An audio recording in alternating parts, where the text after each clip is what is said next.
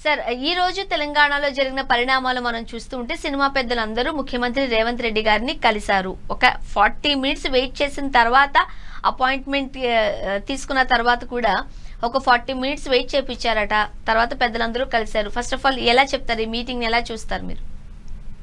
అంటే మీటింగ్ జరగడం సంతోషం. ఎందుకంటే ఒక సినిమా పరిశ్రమ ఒక ఇంపార్టెంట్ సమాజంలో ఈ మధ్య కాలంలో అర్జున్ సమస్య కాకుండా మొత్తం గ్యాప్ వచ్చింది ఈ మొత్తం ఎపిసోడ్ లో. కాబట్టి ప్రభుత్వం సినిమా పరిశ్రమ ఇంత గ్యాప్ తో ఉండడం మంచిది కాదు. కాబట్టి వాళ్ళ ప్రభుత్వ పెద్దలు కూర్చోవడం మంచిదే. విన్నట్టు 40 మినిట్స్ వెయిట్ చేశారా, వెయిట్ చేయించడం ద్వారా ఏం చేశారు, ఈ చర్చ సాధారణంగా అయితే అవసరం లేదు. రేవంత్ రెడ్డి గారి పట్ల ఎవరికి భిన్నాభిప్రాయాలు ఉన్నా రేవంత్ రెడ్డి గారు చీఫ్ మినిస్టర్ ఆఫ్ తెలంగాణ, ఒక రాష్ట్రానికి ముఖ్యమంత్రి. కాబట్టి ఎవరైనా గెస్ట్లు పోయినప్పుడు ఇంకోరు పోయినప్పుడు సమయం సందర్భాన్ని బట్టి వెయిట్ చేయక తప్పదు. అది వాళ్ళని అవమానించినట్టేం కాదు. కాకపోతే మన రాష్ట్రంలో కొన్ని మీడియా సంస్థల యొక్క విపరీత ధోరణులు, అట్లా జగన్మోహన్ రెడ్డి గారు పట్ల వాళ్ళకున్న నెగటివ్ యాటిట్యూడ్ తో ప్రతిదాన్ని వ్యతిరేకంగా చూడడం, 4 అడుగులు వేయించారు సినిమా పెద్దలని మాట్లాడడం, లేకపోతే ఎందుకు వేయించలేదు, వాళ్ళ ఆరోగ్యం పాడైపోతుంది కదా మరి 4 అడుగులు వేయించలేదని మాట్లాడుతుంది. ప్రతిదాన్ని జగన్ వ్యతిరేకించడం తప్ప ఇంకొక అలవాటు లేని ఆ మీడియా సృష్టించిన వల్ల ఈ 40 నిమిషాలు కూడా అప్పుడు జగన్ ఏంటి అని పోల్చుకోవడానికి పనికి వస్తుంది. అప్పుడు జగన్మోహన్ రెడ్డి గారు దండం పెడితేనే ఇన్ని చేసినారు కదా చిరంజీవి గారు, ఇప్పుడు 40 నిమిషాలు వెయిట్ చేస్తే వీళ్ళకి అంత పౌరుషం రాలేదా, లేకపోతే ఆ మీడియా ఈ రోజు 40 నిమిషాలు వెయిట్ చేయించిన అవమానించిన తెలుగు జాతిని రాస్తారా, ఇట్లాంటి చర్చ వస్తుంది. నా దృష్టిలో 40 నిమిషాలు కావచ్చు, 1 గంట కావచ్చు, ముఖ్యమంత్రికి అనేక షెడ్యూల్స్ ఉంటాయి, వీళ్ళకి కూడా ఉండొచ్చు, వీళ్ళు ఇంకా పెద్దవాళ్ళు కావచ్చు, కానీ వీళ్ళు ప్రోటోకాల్ షెడ్యూల్ కాదు, అది వాళ్ళ సొంత వ్యవహారాలు. రేవంత్ రెడ్డి ప్రజల తరపున ముఖ్యమంత్రి కాబట్టి రేవంత్ రెడ్డి గారు ఆ 40 నిమిషాలు అట్లే చూడాలి. రెండో పాయింట్, మీటింగ్ ఎలా జరిగింది అనేది తదుపరి నిర్ణయాలు బట్టి ఉంటాయి. ఆ మీటింగ్ పోయిన వాళ్ళు నిజంగా చలనచిత్ర పరిశ్రమ అందరి సమస్యల కోసం పోయినారా, కేవలం ఈ బిగ్ షాట్స్ కోసం పోయినారా? వాళ్ళ వ్యవహార శైలి చూస్తా అంటే బిగ్ షాట్స్ కోసం పోయినట్టున్నారు.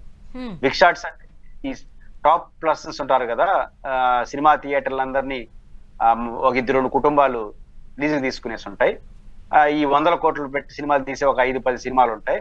ఇదే సినిమా అంటే కానీ 100 సినిమాలు ఖర్చు తక్కువతో ప్రజల్లో భాగంగా తీసే చిన్న సినిమాలు అనేటి వీళ్ళ దృష్టిలో సినిమాలే కావు, వాళ్ళ సమస్యలే వీళ్ళ సమస్యలే కావు. అందుకనే వివాదం అవుతుంది. కాబట్టి ఈ రోజు ప్రధానంగా ఆ సమస్య వస్తుంది కాబట్టి దాని ఎట్ట పరిస్థితి. అందువల్ల రేవంత్ రెడ్డి గారు ఒక కఠినమైన నిర్ణయంతో ఉన్నాడు. ఎటువంటి పరిస్థితుల్లో బెనిఫిట్స్ వాళ్ళు కానీ రేట్లు పెంచుకోవడం ఒప్పుకొని అంటున్నాడు. ఇది ఖచ్చితంగా రేవంత్ గారికి. అంటే పెద్దలు అందరూ వెళ్ళారు, వెంకటేష్ గారు వెళ్ళారు, అంటే అల్లు అరవింద్ గారిని మనం చూసాము, రాఘవేంద్రరావు గారు వెళ్ళారు. వీళ్ళందరూ వెళ్ళేసరికి బెనిఫిట్ షోస్ కి సంబంధించి కావచ్చు, లేదంటే టికెట్ల పెంపుదలకు కావచ్చు, ఏదైనా ఒక క్లారిటీ వస్తుందేమో అనుకున్నారు. కానీ మీటింగ్ అయిన తర్వాత కూడా రేవంత్ రెడ్డి గారు చాలా క్లియర్ గా చెప్పారు, ఎలాంటి బెనిఫిట్ షోస్ ఆర్ టికెట్ రేట్లకు సంబంధించిన ఛార్జెస్ ఏవైతే ఉన్నాయో అవి ఏవి పెరగవు, దీనికి సంబంధించి అయితే చాలా క్లారిటీగా ఉన్నానన్నారు. హాలీవుడ్ స్థాయిలో, అంటే హాలీవుడ్ వాళ్ళు కూడా హైదరాబాద్ వచ్చి ఒక షూటింగ్ చేసుకోవాలంటే హైదరాబాద్ లో ఎలా ఉండాలి అనేవి తగిన సలహాలు సూచనలు ఇవన్నీ కూడా మాట్లాడుకున్నాము. సో ఇదంతా కూడా చాలా ఒక రకంగా చెప్పాలంటే చాలా ప్రొఫెషనల్ గా వెళ్ళిపోయిందని అనుకోవచ్చు. మీకేమనిపిస్తుంది? రేవంత్ రెడ్డి గారేమో ప్రజల బెనిఫిట్ యాంగిల్లో మాట్లాడుతున్నాడు, ప్రజలకు ఏది బెనిఫిట్ అని. వీళ్ళు సొంత బెనిఫిట్స్ కోసం పోయినారు. ఇప్పుడు సొంత బెనిఫిట్సా ప్రజల బెనిఫిట్సా?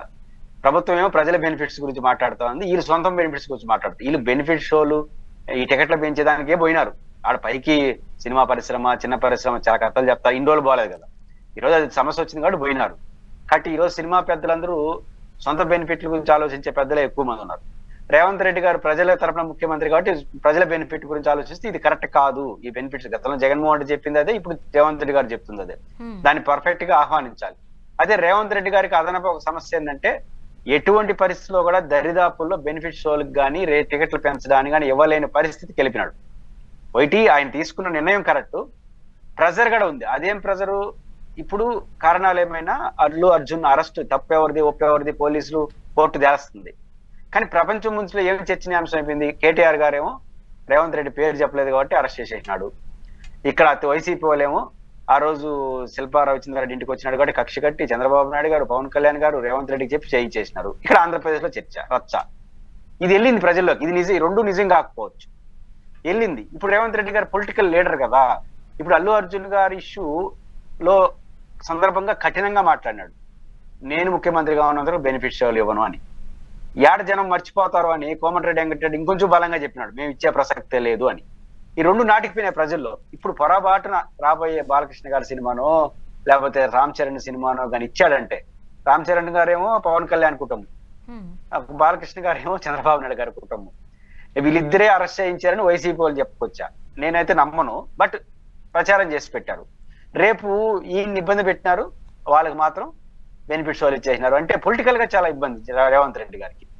రేవంత్ రెడ్డి గారు తీసుకున్న లైన్ కరెక్ట్, పొలిటికల్ కంపల్సరీ కూడా వచ్చింది, గట్టిగా మాట్లాడేస్తారు కదా ఇంకేమోనో అని చెప్పి. అల్లు అర్జున్ దృష్టిలో పెట్టుకొని సందర్భం అల్లు అర్జున్, బట్ ఎమోషనల్ గా మాట్లాడారు రేవంత్ రెడ్డి గారు, దాన్ని కన్ఫర్మ్ చేస్తారు కోమరెడ్డి గారు మాట్లాడి. ఇప్పుడు అనివార్యంగా కొంతకాలం పాటైనా బెనిఫిట్స్ వాళ్ళు ఇవ్వలేని పరిస్థితి ఇచ్చారు అనుకో, ఓ ఈ అల్లు అర్జున్ అందుకే అరెస్ట్ చేసినారా అనే మెసేజ్ రాంగ్ వెళ్తుంది ప్రభుత్వానికి.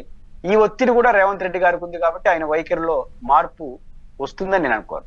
ముఖ్యంగా మనం ఈ సమావేశంలో చూసినట్లయితే ఇంత పెద్ద మీటింగ్ కి చిరంజీవి గారు కానీ లేదు అని అంటే బాలకృష్ణ గారు కానీ హాజరు కాలేదు.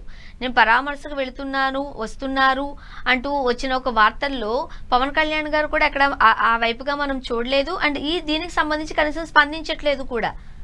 ఎందువల్ల అంటారు? పవన్ కళ్యాణ్ పోకపోవడాన్ని నేనేం తప్పట్టు, ఎందుకంటే ఆయన ప్రోటోకాల్ రీత్యా డిప్యూటీ సీఎం ఆంధ్రప్రదేశ్, ఆయన డిప్యూటీ సీఎం మీదలో పర్సనల్ కలుసుకోవచ్చు, ఆయన ప్రోటోకాల్ ఉంది కాబట్టి ఆయన వాళ్ళతో పాటు వెళ్తే ఆయన స్థాయి తగ్గుతుంది. రెండోది ఆ సందర్భంగా మాట్లాడలేరు, మాకు అది కావాలి ఇది కావాలంటే పవన్ కళ్యాణ్ గారు ఇప్పుడు అడుగుతారు కదా, కొన్ని ఏమడుగుతారు, సార్ కొంచెం రాయితీలు ఇవ్వండి, కొన్ని పనులు తగ్గించండి, చాలా అడుగుతారు కదా. ఇవన్నీ పవన్ కళ్యాణ్ అనుకో, ఫస్ట్ మా పవన్ కళ్యాణ్ నాన్నని తగ్గించమని ఆంధ్రప్రదేశ్ లో అంటాడు. ఆయన ఓ డిప్యూటీ సీఎం కదా, కాబట్టి ఆ ఇబ్బందులు ఉంటాయి. కాబట్టి పవన్ కళ్యాణ్ గారు పోవడం కరెక్ట్ కాదు. ఆయన పోదలుచుకుంటే ఇండిపెండెంట్ గా పోతాడు. చిరంజీవి గారు ఎందుకు పోలేదు ఆయన చెప్పాలి, బాలకృష్ణ గారు ఎందుకు పోవాలో ఆయన చెప్పాలి. కాకపోతే ఒక అర్థం వస్తుంది, ఈ అల్లు అర్జున్ గారు అరెస్ట్ ఈ సందర్భంలో జరిగింది కాబట్టి ఇందుకోసం పోవాలేదా అని. నేనైతే నమ్మను దాన్ని, ఎందుకంటే అల్లు అర్జున్ గారితో అరెస్ట్ చేశారు కాబట్టి కోపం వచ్చి పోకపోతే వాళ్ళ ఆయనే పోయినాడు, అల్లు అరవిందే పోయినాడు కదా. అల్లు అరవింద్కి లేని బాధ చిరంజీవికి ఏముంటుంది? గ్యాప్ పైపు చిరంజీవి గారికి వ్యక్తిగతంగా రేవంత్ రెడ్డితో గ్యాప్ లేదు, బాలకృష్ణ గారికి అస్సలు లేదు. కాబట్టి బాలకృష్ణ గారు ఒక పొలిటీషియన్ కదా, ఆయన కూడా ఒక ఎమ్మెల్యే, రిప్రజెంటేటివ్ ఆఫ్ ఆంధ్రప్రదేశ్. మామూలు ఎమ్మెల్యే అయితే ఓకే, ఇప్పుడు అధికార పార్టీ ఎమ్మెల్యే చంద్రబాబు బంధు. కాబట్టి కొన్ని డిమాండ్లు పెట్టాలంటే బాలకృష్ణ గారు కూడా ఇబ్బంది. ఇవన్నీ చెప్తాను అనుకో, మన ఆంధ్రప్రదేశ్ లో మళ్ళీ ఇలాంటి విలేకరులు అడుగుతారు కదా, సార్ ఇవన్నీ మీరు ఆంధ్రప్రదేశ్ లో చేయబోతారా అని. కాబట్టి ఇట్లాంటి ఇరిటేషన్ ఉంటుంది కాబట్టి చిరంజీవి గారు ఎందుకు పోవాలో వాళ్ళు చెప్పాలి. ముఖ్యంగా సిపిఐ రామకృష్ణ గారు కూడా తెలంగాణలో ఏదైతే ఒక టికెట్ రేట్లు పెంచకపోవడం కావచ్చు, బెనిఫిట్ షోస్ రద్దు కావచ్చు, ఇవి మంచి నిర్ణయాలు, ఏపీలో కూడా ఇవే అమలు చేస్తే మంచిది అంటూ కూడా చంద్రబాబు నాయుడు గారికి ఒక లేఖ రాయడం జరిగింది. ఖచ్చితంగా అది ఆహ్వానించదగ్గ పరిణామం. పైపెచ్చు ఒక తెలుగుదేశం నాయకుడు మాట్లాడారు కదా, ఏంటి ఇది వేలం వెరిలాగి బెనిఫిట్స్ వాళ్ళు మాట్లాడినారు. తెలంగాణ యాంగిల్ మాట్లాడదు, మన యాంగిల్ రేపు మాట్లాడదు కదా. ఖచ్చితంగా ఇది చర్చనీయాంశం అవుతుంది. జగన్మోహన్ రెడ్డి గారు గుర్తుకొస్తాడు, ఎందుకంటే జగన్మోహన్ రెడ్డి గారు చెప్పిందే ఈ రోజు ప్రజలు డిమాండ్ గా మారుతున్నారు. జగన్మోహన్ రెడ్డి మీద ఉన్న కోపం, రాజకీయ వ్యతిరేకత ఏదైతే మాట్లాడు, ఆయన చెప్పిన ప్రధాన అంశాలన్నీ కరెక్ట్. సినిమా టికెట్లకు సంబంధించి ఇష్టవిడిగా పెట్టకూడదు, ఆ పెట్టేదాని గురించి కూడా ఆయన ఒక సైంటిఫిక్ రీజన్ చెప్పాడు. ఒకవేళ మీరు 100 కోట్లు పెట్టారు, 1000 కోట్లు పెట్టినారు అని అంటున్నారు కదా, ఎట్లా నమ్మాలి మిమ్మల్ని? ఇప్పుడు చిన్న సినిమా తీసినాడు, నేను 1000 కోట్లు పెట్టాను సార్ అంటాడు, ఎట్లా నమ్మాలి? కాబట్టి మీరు జిఎస్టీ కట్టండి. ఇప్పుడు ఒక హీరోకు 100 కోట్లు ఇచ్చారనుకోండి, 100 కోట్లు జిఎస్టీ కట్టి లెక్కలు చెప్పారనుకోండి, ప్రభుత్వానికి ఆదాయం, అప్పుడు మీకు పెంచిందని కూడా రేట్లు పెంచుతా. లేకపోతే అనఫిషియల్ గా నువ్వు ఇచ్చావో లేదు, వాళ్ళు తీసుకున్నారో లేదు, మీ వేలం వేలాగా మాట్లాడుతుంటే అవన్నీ ప్రభుత్వం వీళ్ళు కాదు. కాబట్టి సినిమా టికెట్లకు సంబంధించి ఒక హేతుబద్ధమైన వైఖరి. రాష్ట్రంలో సినిమా షూటింగ్ జరిగితే దానికి రాయితీలు ఇస్తానని చెప్పాడు. విశాఖపట్నంలో స్టూడియోలు పెట్టుకుంటే ఇళ్ల స్థలాలు హీరోలకు ఇస్తానన్నాడు. ఇవన్నీ చేసి రావడం ఇవే ఇప్పుడు వస్తున్నాయి. రెండోది ఈ బెనిఫిట్ షోలు, ఈ రిగ్గింగ్ లాగా అన్ని థియేటర్లు ఒకరే బుక్ చేసుకోవడం, చిన్న సినిమాలు నలిగిపోవడం, బాగున్నా బాగాలేకపోయినా 4 రోజులు అన్ని చూసేవాలి. ఇప్పుడు అన్ని థియేటర్లు హైదరాబాద్ లో మీకు సినిమా ఇంట్రెస్ట్, నాకు సినిమా ఇంట్రెస్ట్ ఉంటుంది, మన ఇద్దరం పోతాం, అన్ని థియేటర్లో అదే పోతా ఉంటుంది.